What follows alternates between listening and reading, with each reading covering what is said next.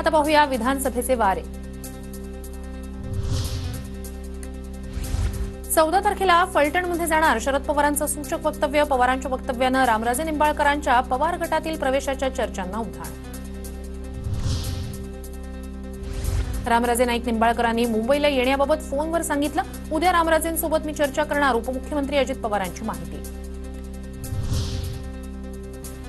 भाजप मतभेद नसलेल्या जागांची यादी लवकरच जाहीर करणार। विदर्भातील 20 पेक्षा जास्त आमदारांना गो अहेडचा सिग्नल। आमदार समीर कुणावारांसह अनेकांचा प्रचार सुरू। महाविकास आघाडीचा आजपासून 3 दिवस बैठकांचं सत्र। जागा वाटपावर अंतिम तोडगा निघण्याची शक्यता। महाविकास आघाडीच्या जागा वाटपाचा निर्णय येत्या 8 दिवसात होणार। जयंत पाटलांचं सूचक वक्तव्य। तिन्ही पक्षांच्या जागा वाटपाचा उपक्रम पुढच्या 8 दिवसात पूर्ण होईल। पिंपरी विधानसभेत भाजपला धक्का। भाजपच्या माजी नगरसेविका सीमा साबळेंनी घेतली पवारांची भेट। साबळे पवार गटातून निवडणूक लढण्यास इच्छुक।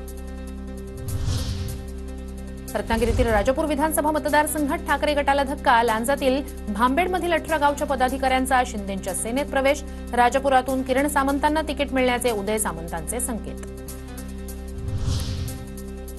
नागपूरच्या काटोलमध्ये पुन्हा एकदा काका अनिल देशमुख आणि पुतण्या आशिष देशमुखांमध्ये लढत होण्याची शक्यता। आशिष देशमुखांचे मेळावे आणि संवाद दौरे सुरू।